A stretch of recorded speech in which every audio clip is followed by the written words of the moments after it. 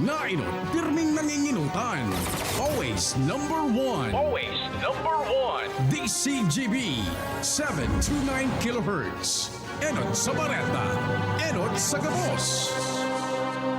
Oras sa Radyo DCGB, 7 minutos, pasado alas 5.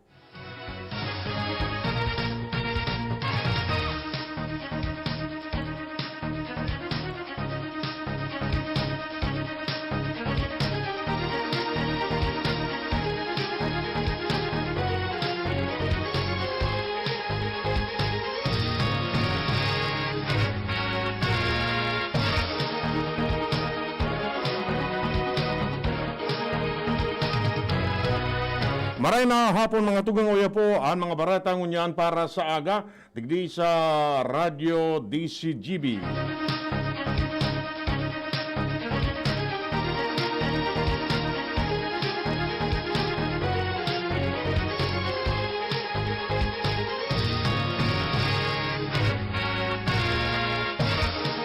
Mga baratang maruluwa sa aga sa mga dyaryo nasyonal, enot sa PBN DCGB sa mga baratang unyan para sa aga.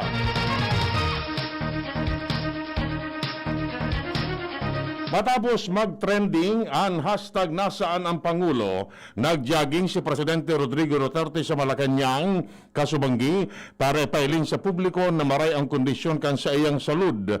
Sa Facebook post ni Senador Bongo, mailing sa video na nagdadalagan ang Presidente sa Malacanang Park. Nakasulog ang Presidente nin face mask as in face shield. Mailing man ang Presidente na naglunod pa nin motorsiklo. Nangapudan sigo sa publiko na suportahan ang Presidente na dai mamundo asin difficile ang maging Presidente ka nasyon lalo na sa panahon ng pandemya sa COVID-19. Magagarumduman na pigahanap kan publiko ang Presidente matapos makansilar ang nakatalaan na Talk to the People kan Lunes asin Miyerkules. Pero sigun kay Go, dahil dapat na ikaadit ang publiko dahil makusog asin areglado ang kamugtakan kan Presidente.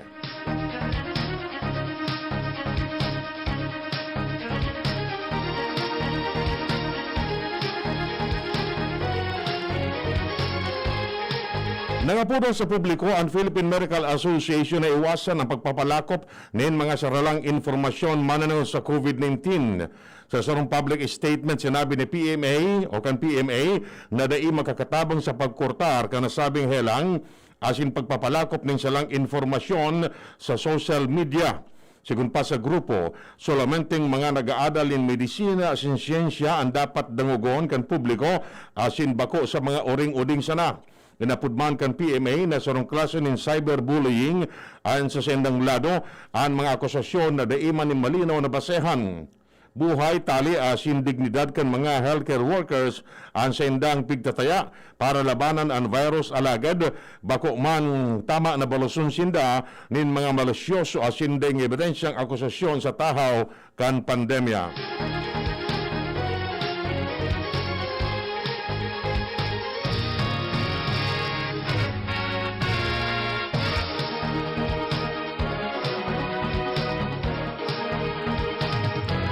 Miaras tanto makakaresibir ng 70,000 pesos na cash incentive ang 50 doktor asin nurses na nagboluntaryo magtrabaho ng 3 bulan sa Metro Manila para magtabang sa pagsimbag sa nagdalangkaw na kaso ng COVID-19.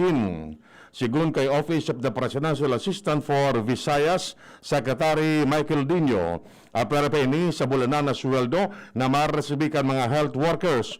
Ang pundo hali sa OFAB, Cebu Provincial Government at Cebu City Government. Sigun kay Dino, tig 5,000 pesos ang itataukan OFAB sa lambang healthcare worker kada bulan, nangangalugan ini ng 15,000 pesos. Matauman si Cebu Governor Gwendolyn Garcia nin kaparehong kantidad na insentibo asin karagdagan na 10,000 pesos sa pagbalik ninda sa Cebu. Matauman si Garcia nin 3 bulan na supply nin vitamins asin wearable air purifier sa lambang volunteer. Matauman si Cebu City Mayor Edgardo Labella nin tig 10,000 pesos sa kada volunteer.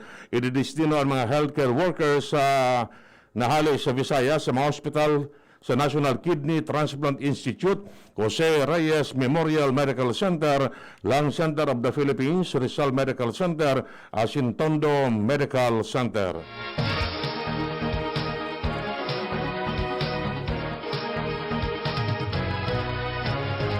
Kumpiyansa ang Department of Agriculture na sufisyente ang supply ng basic food commodities sagkod sa bilog na 2021.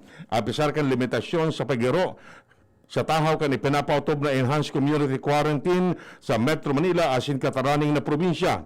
Sigun kay Agriculture Secretary William Dar, may year-end stock ng bagas para sa laog ng 75 dias asin target na makamtan ang panibagong record harvest na 20.4 milyones metriko toneladas nin paroy. Iniiyo ang 1 million metric tons na halangkaw kumpara kanakaaging taon. Dagdag panidar, paborman ang pigdalauman na para sa supply kan ibang major food commodities arog kan gulay, manok asin sira. Padagos ang DA sa implementasyon kan mga programa asin mga inisyatibo para pakusugon ang food production effort kan gobyerno.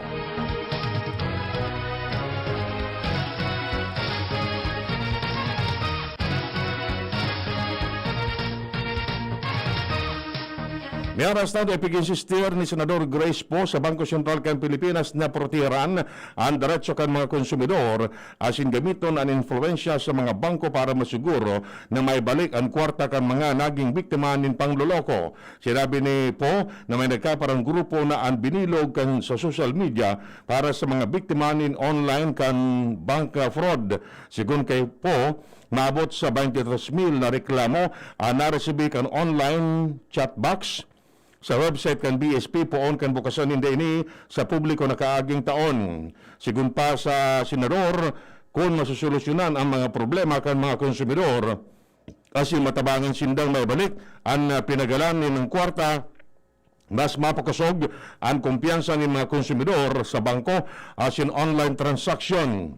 Naglalam si Po na ang ipinasar na amyenda sa Anti-Money Laundering Act makakatabang para madeterminaran ang money trail asin makatabang na marasilbaran ang nagkaparang kaso ng money laundering.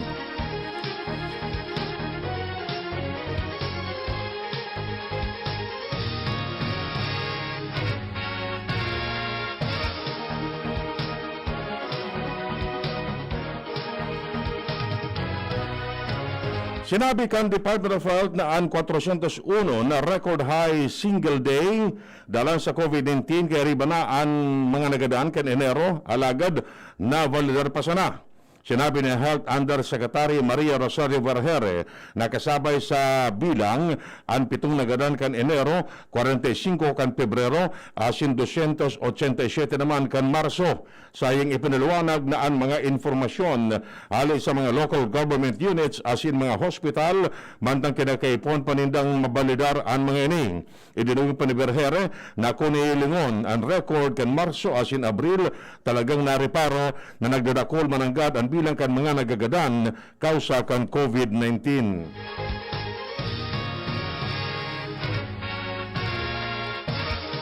Pabor sa rong opisyal kan Department of Interior and Local Government na palawigon pa ang ipinapasunod na enhanced community quarantine sa National Capital Region asin apat pang kataraning na probinsya kani.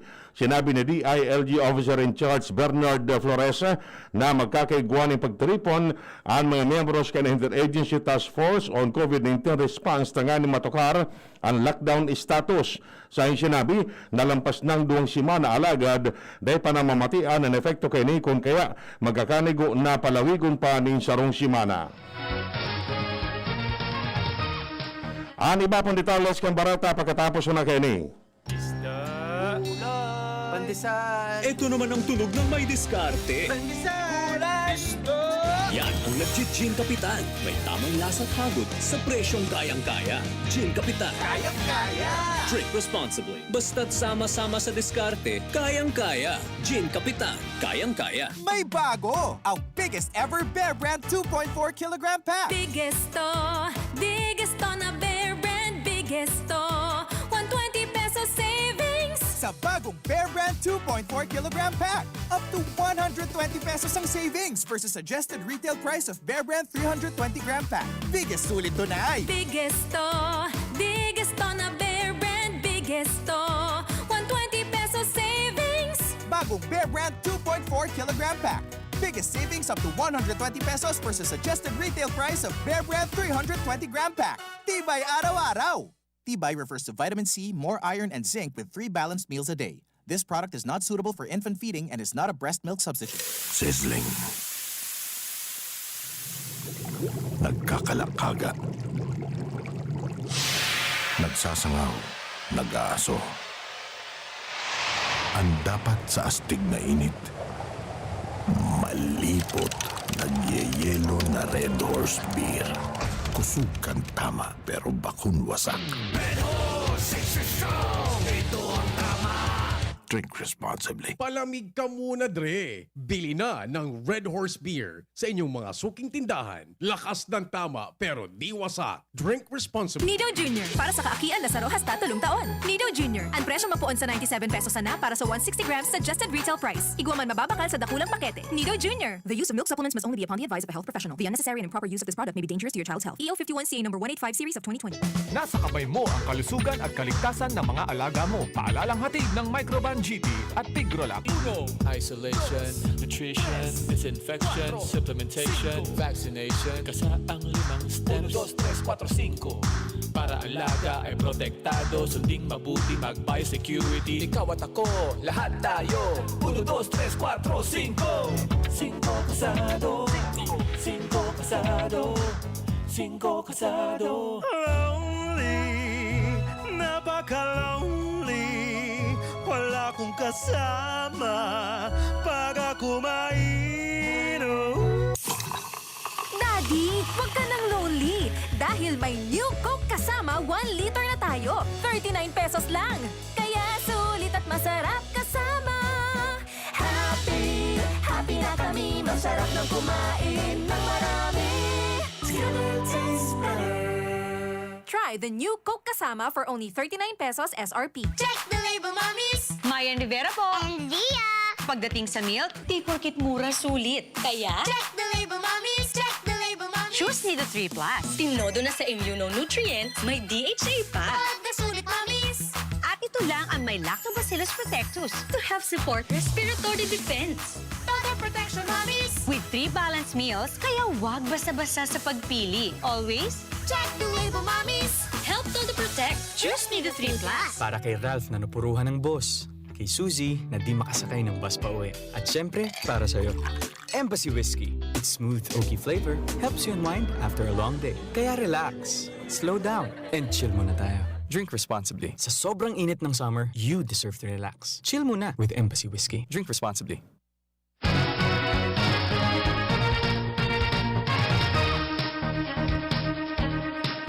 Balikan ang barata sa lado nasyonal.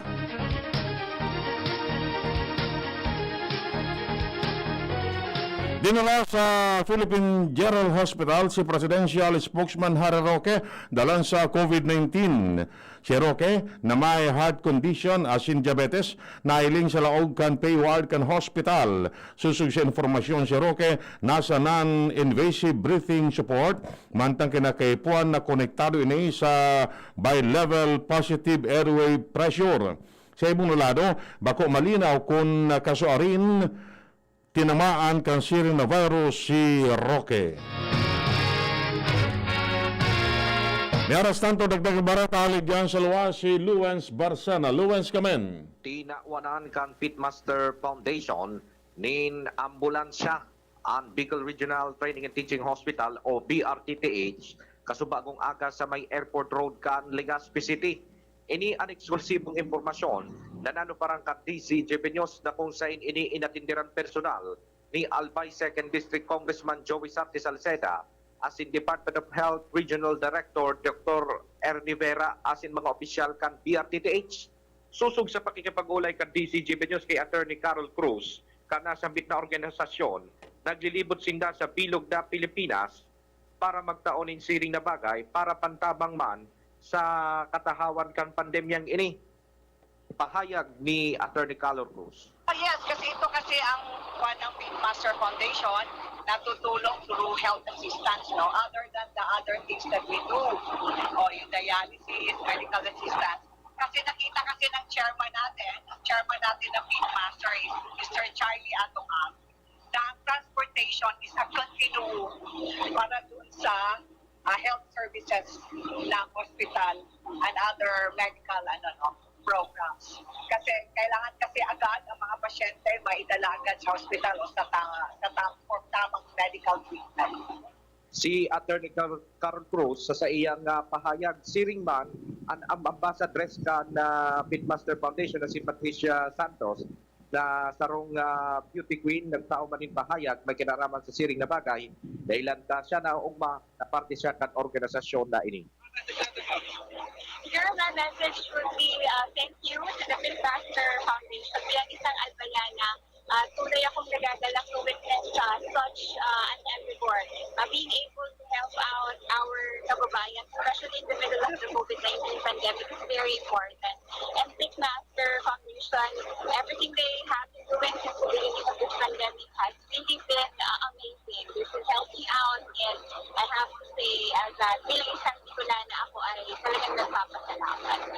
Si Patricia Santos sa iyang pahayag, mientras tanto talagang naugma ang BRTTH, maski nga ni si DOH Regional Director Ernie Vera, dahil ang tasusog sa iya talagang kinataypuan ini, lalo na pating natawan ini na pahayag ni Congressman Joey Sati Salceda kan sinda nagkauron inisyal na ang DOH dapat maging alerto dahil ang BRTTH saro sa mga critical na hospital dahil ang tapadagos ang pagdakol kan COVID-19 sa palibot. Ang pangapunan manggiraray kan mga nasabitan ng opisyal, maging si Congressman Joey Sati Salceda, na dapat na magsunod sa minimum health protocols na pinagpapautob ng gobyerno, ngani na maibitaran asin matapos na ang krisis, asin ang pagkanayap kan helang dahilan kan COVID-19. Mga dagdag na bareta, ako po si LBB.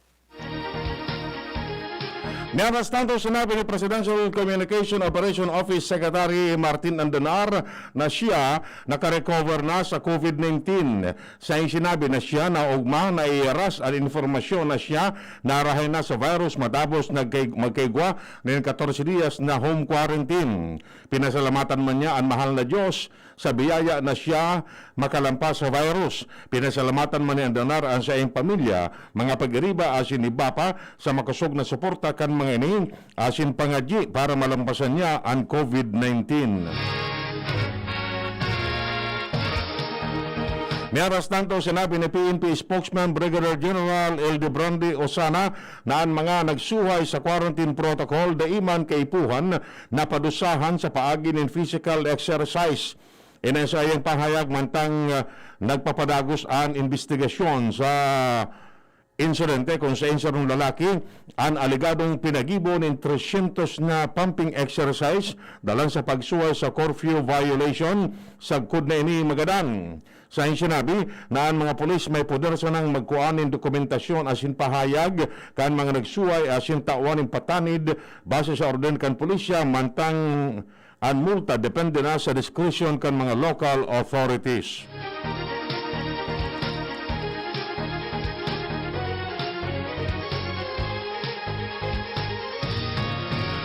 Nagkakaranggulan bago ang pagsumiter ng Certificate of Candidacy para sa 2022 election. Nag-apilar si Samar Representative Edgar Mary Sarmiento sa Kongreso na paspasan ang pagpasar sa propestong lakdang na mapataw nin mas magabat na padusa sa mga nuisance candidates na makikipagsabwatan sa ibang kandidato sa malisyosong pagsumitir nin kandidatura. Kan 2018, nagsumiter na si Sarmiento kan House Bill 91 para sa nuisance candidates, asin House Bill 92 nakatutok man sa pagdiskwalifikar sa persona na natulan sa kasong korupsyon na makalaog sa bida politika.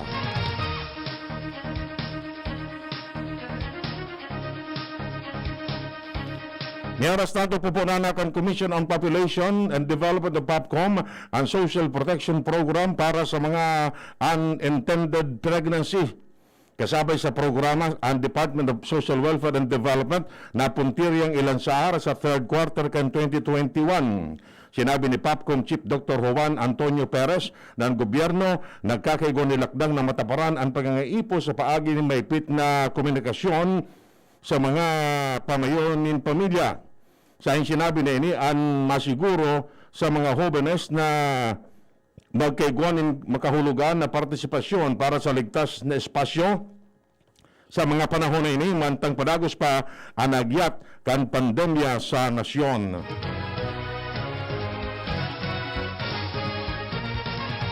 Pag-iimbestigaran ng Forces Armadas ng Pilipinas ang informasyon na pananakot sa Filipino civilian vessel kan Chinese Navy as in Coast Guard ship sa West Philippine Sea matapos na ipag-orden kan Department of National Defense. Sinabi ni Armed Forces of the Philippines spokesman Major General Edgar Arevalo na naaditman ang Forces Armadas sa informasyon may kinaraman sa aligadong pananakot kan Chinese PLA Navy vessel as in Chinese Coast Guard base sa informasyon kang grupo ni mga journalist na lunad sa watercraft sa exclusive economic zone. Binatikos kan Forces Armadas ng Pilipinas naging kasimbagan asin patanid kay ni sa nangyaring pananakot kan Chinese Navy asin Coast Guard vessel na sinakayan kan TV crew sa West Philippine Sea. Sinabi kan National Union of Journalists of the Philippines na nasasabutan nindan kamautan kan mga journalist na mainot sa pagpapalos ni informasyon kung kaya nag-apilar sinda na sabuton man ang sendang trabaho. Inapot kan NUJP kung natata ang mga journalist palugod ang dapat basulon. Siya nang sinabi na ang dapat na kontestaron iyo ang presensya kan Chinese vessel sa lugar na sakupa kan Pilipinas.